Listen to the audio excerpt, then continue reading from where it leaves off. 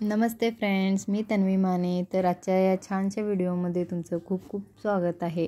तर हा एक मी ब्लाऊज डिझाईन केलेला आहे. तर खूप छान अशी डिझाईन तयार झालेली आहे.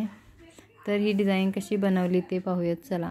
तर मी इथं 1/2 इंच स्टार्टिंग मार्जिनला घेत आहे आणि इथं मी 2.25 इंचाचा गळा रेडी करत आहे. तर मी खालून 3 इंच केलेली आहे गळा रुंदी.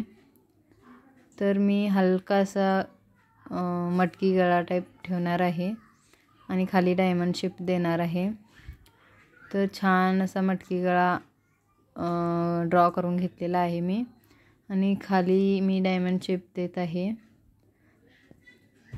तर मी तसाच काढला होता डायमंड शेप, तो काही छान वाटत नव्हता मला.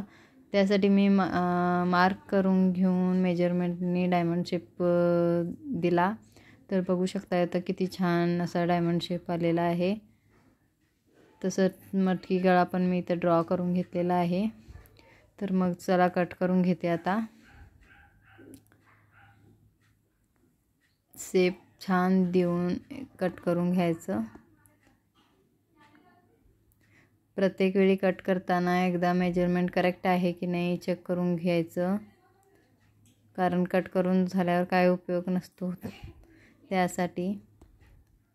तर मी इथला मधला भाग कट केलेला आहे मी तसंच ठेवून घेते. तर इथं डिझाईन करायसाठी धडी कापून घेत आहे मी. तर इथं धडी कट करून झाल्यावर मी हा वरचा भाग पाठीमागच्या भागासाठी कट करून घेते. तर असा पाठीमागचा भाग ठेवून खालनं एक सरळ रेष मारून घ्यायची टीप.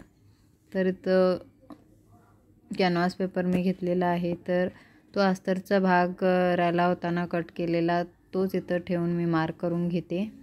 तर इथं डायमंड शेप देऊन माप करून घेत आहे. तसंच ह्याचा आकार पण देऊन घेते सेम.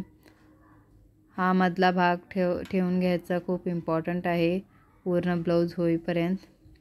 तर मी वर 1.25 इंच वर सरकवून आणखीन मार्क करून घेते.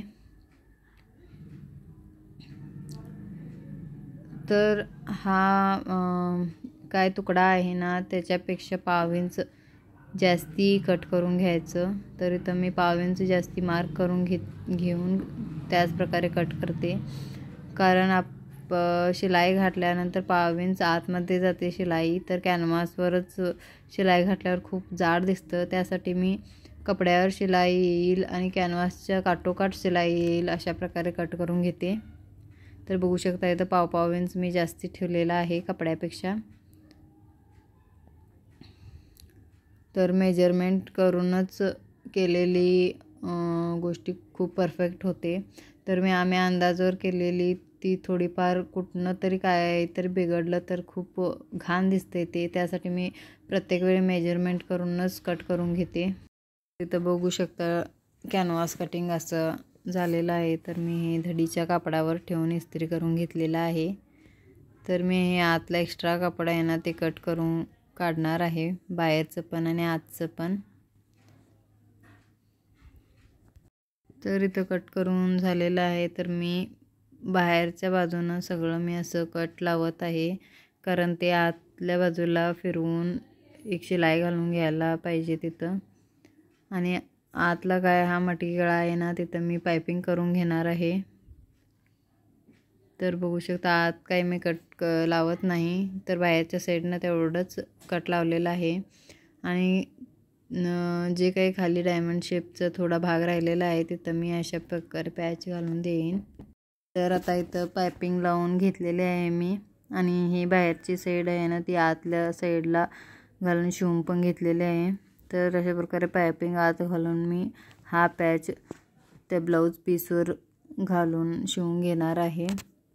तर हा ब्लाऊजचा आतला भाग कट करून तो पॅच हा ब्लाऊजच्या आत उलट्या बाजूला म्हणजेच अस्तरच्या साईडला ठेवून अशा प्रकारे पिन्स लावून घ्यायचं आणि तिथनंच एक शिलाई घालून परतून घेऊन अशा प्रकारे लेस लावलं की नाही खूप छान अशी ब्लाऊज डिझाईन रेडी होते. तर लेस लावल्यावर खूप छान अशी डिझाईन दिसत होती आणि अशाच प्रकारे सिंपल आणि इझी अशा डिझाईन्स बघणार असाल तर माझा चॅनल हा नक्की सबस्क्राईब करा. आणि हा जर तुम्हाला व्हिडिओ आवडल्यास किंवा डिझाईन आवडल्यास माझा चॅनल ह्या व्हिडिओला लाईक करा आणि कमेंट पण नक्की करा. तर चला भेटूया मग पुढच्या अशाच एका सुंदरशा व्हिडिओमध्ये. तोपर्यंत स्वस्त राहा, मस्त राहा आणि मजेत राहा म्हणतच मी हा व्हिडिओ इथं संपवत आहे. तर डिझाईन आवडल्यास मला नक्की कमेंट करा. तर मी विजापूरमध्ये राहते, तर तुम्ही कुठनं व्हिडिओ माझे पाहत आहात तर नक्की कमेंट करून सांगा. आणि तर चला भेटूया पुढच्या व्हिडिओमध्ये.